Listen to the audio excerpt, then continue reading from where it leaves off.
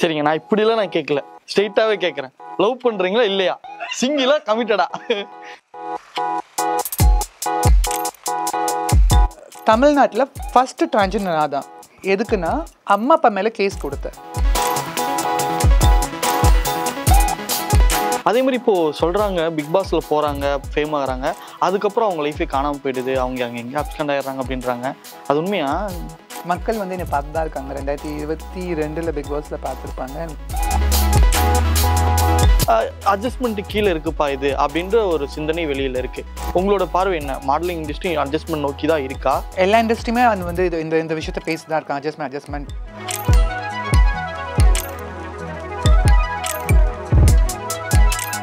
நமிதா மாரிமுத்து அவர்கள் இயக்குனரை காதலிக்கிறாரா? Trisha and Nayanthara because அவங்க மாதிரி கியூட்டான ஃபேமிலி அமைச்சுக்கணும்னு ஆசை. அப்போ டைரக்டர் தாங்க கன்ஃபார்ம்.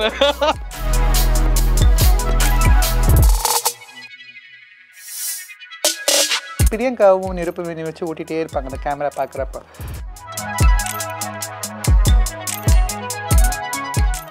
மாடலிங் பற்றி சொல்லும்போது மாடலிங் ரொம்ப கஷ்டமான ஒரு துறை அப்படின்றது நம்ம வெளியிருந்து பார்க்கும்போது தெரியுது. ஃபிசிக் ரொம்ப முக்கியம், அண்ட் அழகு ரொம்ப முக்கியம், அண்ட் எல்லாமே கரெக்டாக இருக்கணும், ப்ராப்பராக இருக்கணும். அண்ட் இவ்வளோ ஸ்ட்ரகிள்ஸை ஃபேஸ் பண்ணி தாண்டி வந்தாலும் அட்ஜஸ்ட்மெண்ட் கீழே இருக்குப்பா இது அப்படின்ற ஒரு சிந்தனை வெளியில் இருக்கு. உங்களோட பார்வை என்ன? மாடலிங் இண்டஸ்ட்ரி அட்ஜஸ்ட்மெண்ட் நோக்கி தான் இருக்கா? எல்லா இண்டஸ்ட்ரியுமே அது வந்து இந்த விஷயத்த பேசி தான் இருக்காங்க. அட்ஜஸ்ட்மெண்ட் இது வந்து நான் தெளிவாகவும் இப்பயும் மக்கள்கிட்ட சொல்கிறேன். ஏன் இந்த கேள்வி கேட்டேன்னா, முன்னாடி இது பேசவே தயங்கின மக்கள் இப்போ அட்ஜஸ்ட்மெண்ட்னா என்னன்னு வெளியவே கண்கூட பார்க்குறாங்க. அதனால இந்த ஒரு கேள்வி. அதான் சொல்கிறேன் தெளிவாக. இப்போ மக்கள்கிட்ட நான் என்ன சொல்ல வரேன்னா, எல்லா இடத்துலையுமே எல்லா தப்புகள் நடந்துட்டு தான் இருக்கோம் நாட்டில். எல்லாமே நம்ம பார்க்குறோம். நம்மளுடைய சுதந்திரம் இது வந்து நம்மளுடைய செல்ஃப் ரெஸ்பெக்ட், நம்மளுடைய செல்ஃப் டிக்னிட்டியை வந்து நம்ம தான் காப்பாற்றிக்கணும். ஒரு விஷயம் கொடுத்து தான் வாழ்க்கையில் இன்னொரு விஷயம் கிடைக்குதுன்னு சொல்லிட்டு தப்பான விஷயத்தை வந்து நம்ம போயிட்டு அங்கே கஷ்டப்பட்டு அது கிடைக்காம போய் வாழ்க்கையை தொலைச்சிக்கிறத விட நோ சொல்லிடுங்க பிடிக்காட்டி தயவு செஞ்சு. அதே மாதிரி வந்து அட்ஜஸ்ட்மெண்ட் வந்து மாடலிங் இண்டஸ்ட்ரியில் வந்து not only for trans womens, male female எல்லாத்துக்கும் இருக்குது. எல்லாமே இது பண்ண. பட் என்னை பொறுத்த வரைக்குமே proper guidance, proper mentors, proper friends, proper people இருந்தால் கண்டிப்பாக இதை நீங்கள் ஃபேஸ் பண்ண மாட்டீங்க. பிகாஸ் நான் அந்த மாதிரி தான் மோல்டு ஆகிட்டு இவ்வளோ தூரம் ட்ராவல் பண்ணிட்டு வந்திருக்கேன். பரவாயில்ல, ஒரு மோட்டிவேஷனாக சொல்லியிருக்கீங்க. இப்போ நீங்கள் ஒரு வேலை வந்து ஒரு மாடலிங் இண்டஸ்ட்ரியில் அண்ட் சினிமா இண்டஸ்ட்ரி எவ்வளோ காம்படிட்டிவ்னு தெரியும். அதில் நீங்கள் ஒரு சக்ஸஸ்ஃபுல் ஒரு விமனாக ட்ராவல் பண்ணிருக்கீங்க. உங்களை மாதிரி வழி தெரியாமல் ஏதோ ஒரு கிராமத்தில் எங்கோ ஒருத்தவங்க தடுமாறிட்டு இருப்பாங்கல்ல, அவங்களுக்கு நீங்கள் ஏதாவது சொல்லணும், என்ன சொல்வீங்க? ரொம்ப இந்த வீடியோ பார்க்குறவங்களுக்கு எல்லாத்துக்குமே இது வந்து ரொம்ப ஷாக்கிங்காக இருக்கும். வந்து கூடிய விரைவில் இந்த மாதம், இந்த ஜூன் மாதம், இந்த ப்ரைட் மாதம், எல்ஜிபிடி மக்கள் எல்லாத்துக்குமே என்னோட ஹாப்பி ப்ரைட் மந்த் வாழ்த்துக்கள். ஸோ என்ன மாதிரி நிறைய பேர் வந்து ஆரம்ப காலத்தில் நான் எவ்வளோ கஷ்டப்பட்டு எதுவுமே தெரியாமல் இருந்து எப்படி போகிறது, எந்த வழியில் போகிறது, யார்கிட்ட போய் ஹெல்ப் கேட்குறது, யார்கிட்ட கைடன்ஸ் கேட்குறது, யார்கிட்ட போயிட்டு வந்து நம்ம வந்து வாக் பண்ண கற்றுக்கிறது எல்லாமே யோசித்து நான் என்ன பிளான் பண்ணியிருக்கேன்னா, விரைவில் நமிதாவோட modelling show is not only for transgenders, பெண்கள், diverse women, married women. So 18 to 45 இயர்ஸ்க்கான பெண்களுக்கான திருநங்கைகளுக்கும் அழகி போட்டி நான் சீக்கிரம் நடத்த போகிறேன். நான் அதில் ஜெயிக்கிறவங்க சும்மா ஒரு நாள் மட்டும் க்ரௌன் வச்சு ஃபோட்டோ எடுத்து அனுப்ப மாட்டேன். நான் அதில் ஜெயிக்கிறவங்க நம்ம ஸ்டேட் தமிழ்நாடை ரெப்ரசன்ட் பண்ணி இந்தியா லெவலில் நான் பியூட்டி பேஜெண்ட்டுக்கு அனுப்ப போகிறேன். சப்போஸ் அங்கேயும் இப்போ அவங்க ஜெயிச்சிட்டாங்கன்னா இன்டர்நேஷ்னல் போக போகிறாங்க. ஸோ அதுக்கான ஒர்க் தான் நான் இப்போ பண்ணிகிட்டே இருக்கேன். அதே மாதிரி வந்து அட்வைஸ்ன்னு சொல்ல வந்தால், ஆண்டவன் எல்லா கதவும் முன்னால் கண்டிப்பாக ஒரு கதவை திறப்பான். ஸோ அந்த கதவை எப்போ திறப்பான்னு வெயிட் பண்ணி வாழ்க்கையில் வாழ்ந்துட்டு இருங்க. நம்பிக்கை கீழே போடாதீங்க, ப்ராசஸ்லேயே இருங்க. ஆமாம். உங்களோட லைஃப்ல டிராவல் பண்ணும்போது இந்த பஸ் ஸ்டாப்பை தாண்டாம வர முடியாது அப்படின்ற மாதிரி உங்க லைஃப்ல இருந்தது பிக் பாஸ்ன்றது நான் பாக்குறேன். ஏன்னா நான் ஏன் அப்படி பாக்குறேன் அப்படின்னா, எனக்கு அதுக்கு முன்னாடி தெரியல, எனக்கு தெரிஞ்சது அண்ட் ரொம்ப எமோஷனல் கண்டாது எனக்கு. அண்ட் என்னை தாண்டி நிறைய வீட்டில் இருக்கிற தாய்மார்கள், நிறைய விமென்ஸ் வந்து உங்களுக்கு ரொம்ப கண்டானாங்க அப்படின்ற மாதிரி நான் பாக்குறேன். இப்போ பிக் பாஸ் ஸ்டாப் பக்கம் வந்து நிக்குது பஸ். இப்போ டக்குன்னு உங்களுக்கு என்ன ஞாபகம் வருது? என்னோட கதை சொல்லட்டுமா? டாஸ்கில் வந்து நான் என்னோட கதை சொல்லி முடிச்சிடனே வந்து அங்கே இருக்க 14 பேருமே வந்து எனக்கு கொடுத்த ஹார்ட் அது என் கண்ணு முன்னாடி நிற்கிது. அந்த விஷயம் வந்து வந்து ரொம்ப evergreen memory in my life. அது எனக்குள்ளே இருக்கும். ஸோ அந்த விஷயம் ரொம்ப பிடிக்கும். அதுக்கப்புறம் வந்து அந்த வீட்டில் நிறைய மெமரிஸ் இருக்குது. லைக் வந்து உங்களுக்கு காட்டினது 1 hour தான். பிகாஸ் அந்த 1 week நான் இருந்தால் கூட அந்த வீட்டுக்குள்ளே எனக்கு நிறைய மெமரிஸ் இருக்குது. ஸோ ஆல்வேஸ் லைக் ரொம்ப இது. அதே மாதிரி once again thanks to Vijay TV and Hotstar and Endemol Shine இருக்கவங்க எல்லாத்துக்குமே. பிகாஸ் பிக் பாஸ் இல்லாட்டி கண்டிப்பாக நமிதா வந்து மக்கள்கிட்ட இவ்வளோ தூரம் போய் சேர்ந்துருப்பேன்னு எனக்கே ஒரு கேள்விக்குறி தான். நான் வந்து எவ்வளோதான் படம் பண்ணாலும் எவ்வளோதான் வந்து விஷயங்கள் பண்ணாலும் இன்னைக்கு மக்கள் என்னை எங்கே பார்த்தாலும் மேம் உங்களுக்கு பிக் பாஸில் பார்த்தேன், உங்கள் ஸ்டோரி ரொம்ப பிடிச்சிருந்தது, லைக் அந்த விஷயம் எப்பயுமே என்ன பாயிண்ட் பண்ணுவாங்க. So Bigg Boss is like என்னோட லைஃப்பில் வந்து என்னோட game changing game time. Super. இப்போ ஒரு பாஸ் கொடுக்குறேன் உங்ககிட்ட. நீங்கள் இப்போ அந்த பிக் பாஸில் போகணும். அங்கே நபர்களை விட்டுருங்க, அங்கே நபர்களே இல்லை, அந்த வீடு மட்டும் இருக்குது. இப்போ உங்களுக்குன்னு ஒரு இடத்துல ஒரு ஒரு வீட்டில் கிச்சன் இருக்கும், அங்கே ஹால் இருக்கும், எதாக இருந்தாலும் நமக்கு பிடிச்ச ஒரு இடம் இருக்கும். அந்த இடம் நமக்கு ரொம்ப ஹாப்பி தரும். உங்களுக்கு நான் ஒரு பாஸ் கொடுக்குறேன். இப்போ அந்த ஹவுஸில் நீங்கள் ஏதாவது ஒரு இடத்துக்கு இருக்கணும். நீங்கள் போய் இருக்கணும்னா எந்த இடம் உங்களுக்கு இருக்கணும்? உட்கார்ற, நிற்கிற? நான் ஆக்சுவலி வந்து ஃபர்ஸ்ட் வீக்கில் இருக்கப்போ வந்து நான் வந்து வெசல் வாஷிங் டீமில் இருந்தேன். நான் சாமான் கழுவுற இடத்துல இருந்தேன். நான் எப்பவுமே சாமான் கழுவுவேன்.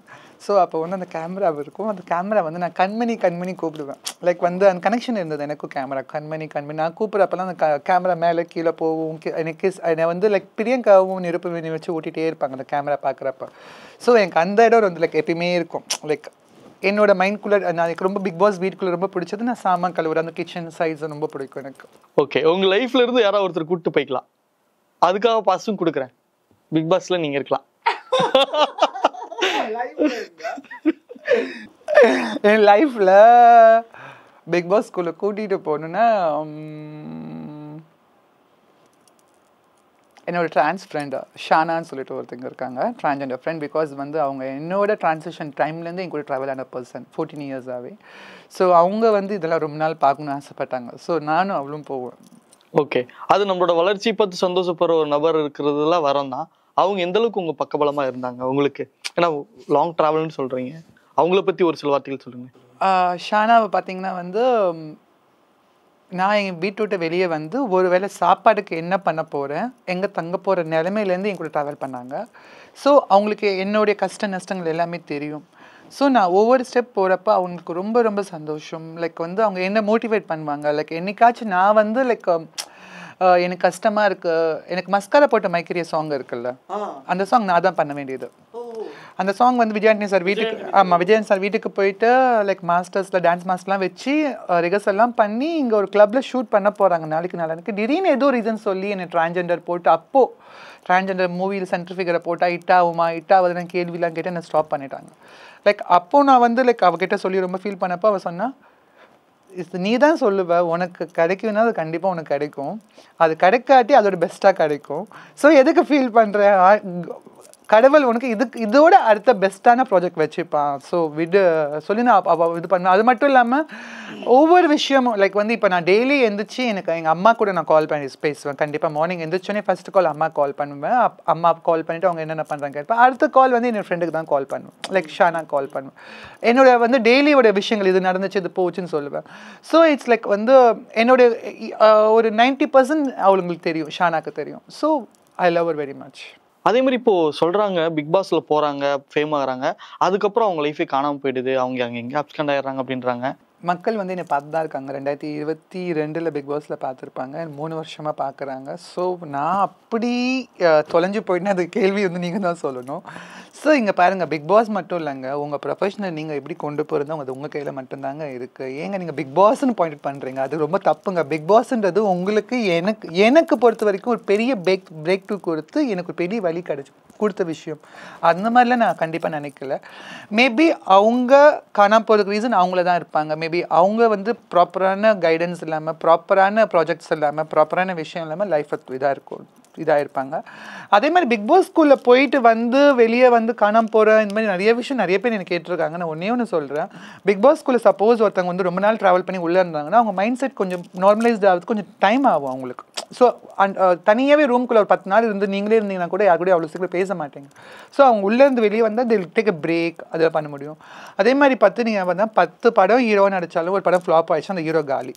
ஸோ அவங்க டைம் அந்த மாதிரி இருக்கும். எல்லா டைமும் ஹீரோவே வாழ்க்கையில் வாழ முடியாதுங்க. எல்லாமே அஜித் ஆக முடியாது, எல்லாமே விஜய் சார் ஆக முடியாதுங்க. சூப்பர். ஃபேமிலி பற்றி கொஞ்சம் டச் பண்ணலான்னு நினைக்கிறேன். அம்மா அப்பா 2 பேத்துல யார் ரொம்ப ஸ்பெஷல் உங்களுக்கு? ரெண்டு பேருமே ஸ்பெஷல் தான்.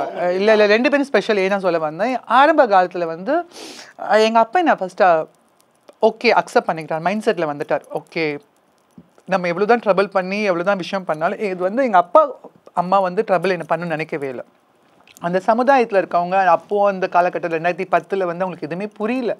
ஒரு டிரான்ஜெண்டர்னா யார், டிரான்ஜெண்டர்னா என்ன பண்ணுவாங்கன்னு அவங்களுக்கு அந்த கேள்விக்குறியே இருந்துகிட்டே இருந்தது. அவங்களுக்கு தெரிஞ்சது எல்லாமே பாம்பேக்கு போயிடுவாங்க, பூனாக்கு போயிடுவாங்க, இல்லை இங்கே சென்னையில் இருப்பாங்க, தப்பான வழியில் இருப்பாங்கன்னு தான் நினச்சிட்டே இருந்தாங்க. ஸோ எங்கள் அப்பா அம்மாவுக்கு வந்து ஆரம்பத்தில் வந்து என்னை அக்செப்ட் பண்ணிக்கிற நிலைமையே அவங்க மைண்ட்லேயே ஏற்றிக்கல. அதுக்கப்புறம் பார்த்தீங்கன்னா கொஞ்ச நாள் கழிச்சு எங்கள் அப்பா நம்ப மாட்டீங்க நிறைய திருநங்கைகளுக்கு ட்ராவல் பண்ணிட்டு ஆரம்பிச்சிட்டார். எனக்கே தெரியாது. லைக் அவங்க கூட போயிட்டு அவங்களுடைய வலி வேதனை கேட்டு அவங்க எதனால் இப்படி மாறினாங்க, இப்போ என்னென்ன கஷ்டப்படுறாங்க, அவங்க லைஃப்பில் இதெல்லாம் கடிச்சா வந்து அந்த கஷ்டங்கள் மாறுமான்னு சொல்லிட்டு எங்கள் அப்பா என்னை ஒரு நாள் கூட்டிகிட்டு போய் நான் கடைசியாக லைக் வந்து என்னை ஹாஸ்பிட்டலாம் சேர்த்து எல்லாம் பெரிய பிரச்சனைலாம் ஆகி முடிச்சு. நீங்கள் நம்ப மாட்டீங்க, தமிழ்நாட்டில் ஃபஸ்ட்டு டிரான்ஜெண்டர் நான் தான். எதுக்குன்னா அம்மா அப்பா மேலே கேஸ் கொடுத்தேன், இந்த மாதிரி என்னை சாவடிக்க பார்க்குறாங்க, என்னை ஹாஸ்பிட்டல் வச்சு ட்ரீட்மெண்ட் பண்ணுறாங்க. நான் அங்கேருந்து ஹாஸ்பிட்டலேருந்து வெளியே வந்துட்டேன். எனக்கு வந்து 18 வயசு மேஜர், எனக்கு வந்து என்னோடய உரிமை வேணும் வாழ்கிறதுக்கு சொல்லி நம்ம எக்மோர் கோர்ட்டில் கேஸ் ஃபைல் பண்ணி அந்த கேஸை ஜெயிச்சு தான் நான் வீட்டை விட்டு வெளியே வந்தேன்.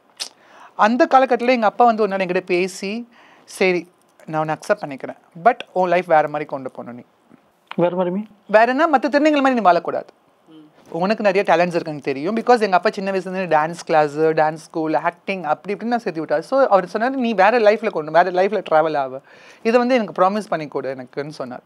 ஸோ அப்போ நான் ஃபிக்ஸ் பண்ணிக்கிட்டேன்.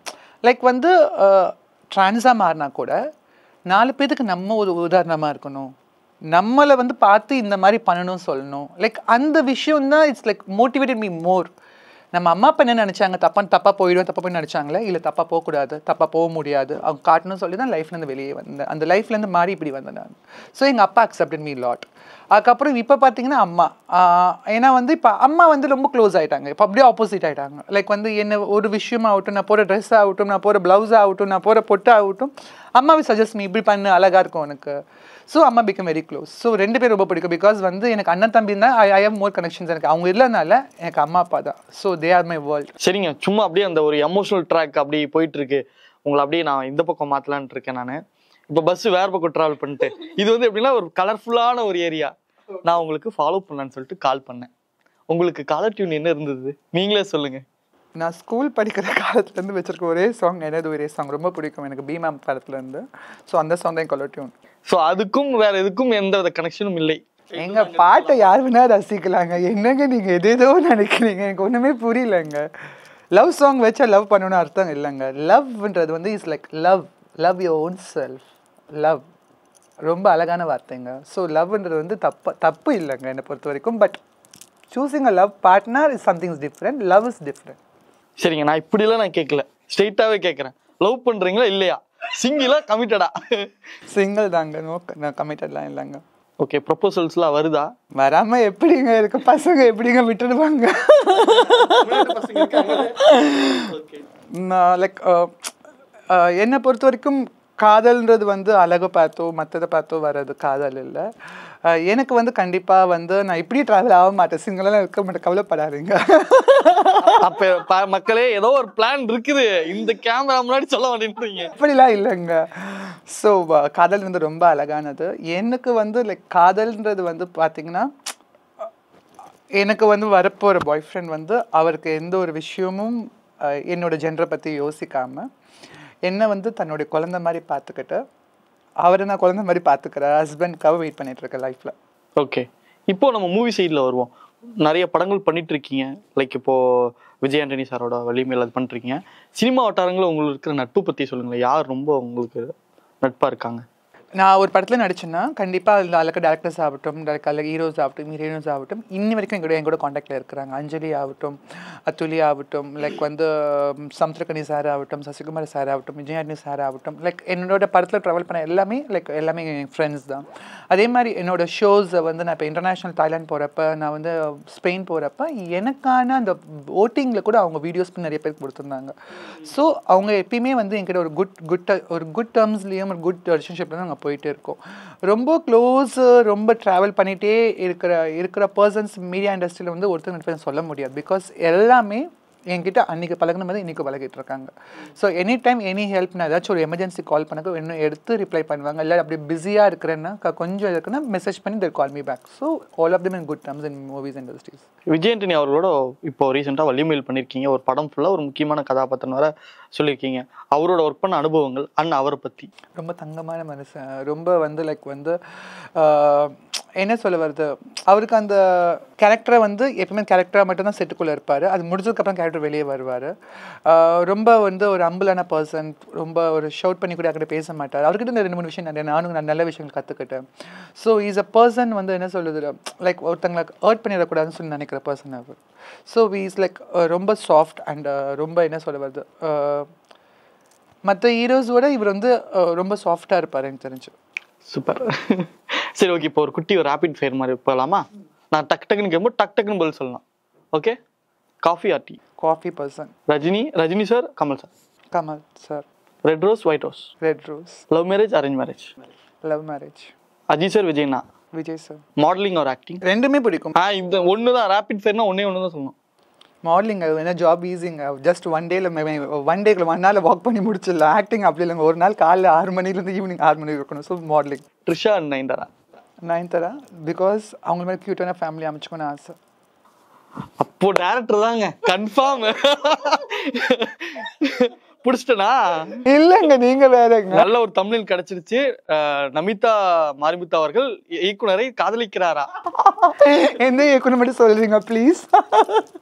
அது நீங்க தாங்க சொல்லணும், எங்களை கேக்குறீங்க.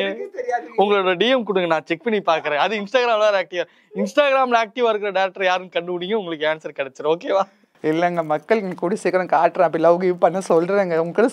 உங்களுக்கு சொல்லாமல் எப்படிங்க கல்யாணம் பண்ணிப்பேன்? அப்படிலாம் இல்லைங்க. நீங்கள் வேறு கல்யாணம் அப்படி பண்ண ஒரு நாள் ஹல்தி ஃபங்க்ஷன் இருக்குது, அதுக்கப்புறம் ரிசப்ஷன் ஃபங்க்ஷன் இருக்குது, எவ்வளோ விஷயங்களாக இருக்குங்க. Traditional dress R modern dress? Traditional. Super, பக்காவாக முடித்து விட்டீர்கள் ரேபிட் ஃபயர். இப்போ நிறைய திருநங்கைகள் வந்து பாத்தீங்க அப்படின்னா அவங்களோட ட்ரெஸ்ஸிங் சென்ஸ் வந்து இப்போ மாறி இருக்கு. ஆனா அந்த மாறினாலும் அந்த ஒரு கிளாமர் சைடு வந்து இன்னும் இருந்துட்டோ இருக்கோ அப்படின்னு பொது வழியில ஒரு பார்வை இருக்கு.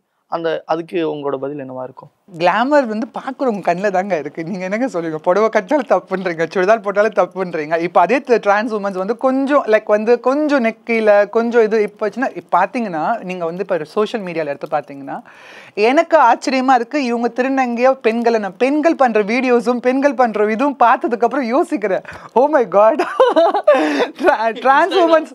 ஆமாம், சோஷியல் மீடியாலும் சொல்கிறேன் நான். லைக் டிரான்ஸ் உமன்ஸே வந்து இப்போ எனக்கு ஆபாசம் தேவைன்னா ஒரு ஷூட்ல தேவைன்னா லைக் சொல்றேன், லைக் ஒரு ஷூட்ல தேவைன்னா அந்த இடத்துல மட்டும் அந்த ஆபாசம் காட்ட முடியும். லைக் என்னோட பப்ளிக் பிளாட்ஃபார்ம்ல எப்படின்னா ஆபாசம் காட்ட முடியாது கண்டிப்பா, ஆப்வியஸா.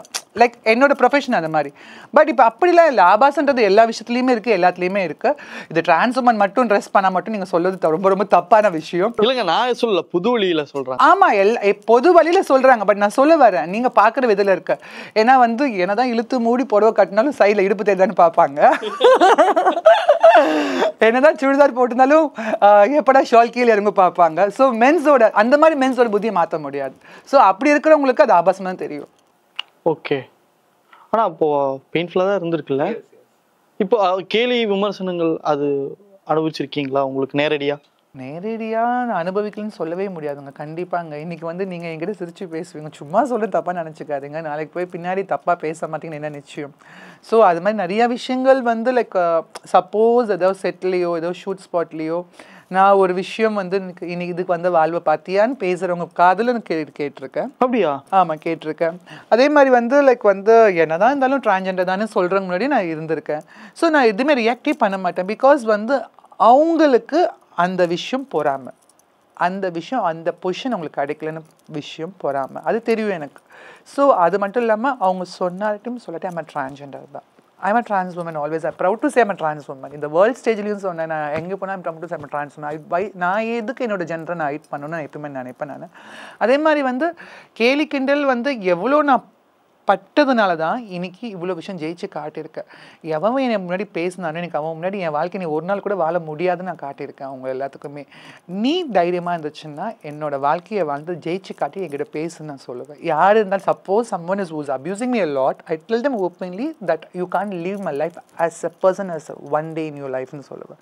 ஸோ தட்ஸ் அவ்வளோதான், முடிஞ்சு போச்சு. இப்போ இவ்வளோ ஜோனி இவ்வளோ விஷயங்கள் கற்றுருக்கீங்க, இவ்வளோ மெச்சூர்டாக பேசுகிறீங்க. இவ்வளோ விஷயம் உங்கள் லைஃப் உங்களுக்கு கற்றுக் கொடுத்துருக்கு. ஒரே ஒரு ஸ்டேட்மெண்ட் ஆடியன்ஸ்க்கு சொல்லிட்டு போனால் என்ன சொல்லுவீங்க? எனக்கும் சமீபத்தில் வந்து எல்லாத்துக்குமே தெரியும் எவ்வளோ பெரிய விஷயம், உலகமே இந்தியாவே வந்து எல்லாமே யாருன்னே தெரியாதவங்க உங்களுக்கு இறந்து போயிட்டாங்க. ஸோ எல்லாமே கண் கலங்கணும். அகமதாபாத்தில் ஃப்ளைட் இன்சிடென்ட் தான். அடுத்த நிமிஷம் என்ன நடக்க போகுதுன்னு யாருக்குமே தெரியாது. இன்றைக்கி நாளை வந்து இந்த நாள் சந்தோஷமாகவும் ஹாப்பியாகவும், அப்படி ஹாப்பியாக ஆவாட்டி அதை எப்படி ஹாப்பியாக வச்சுக்கணும் மட்டும் யோசிச்சு வாழ்க்கையை வாழுங்க. எதை பற்றியுமே ஓவர் திங்க் பண்ணிக்காதீங்க.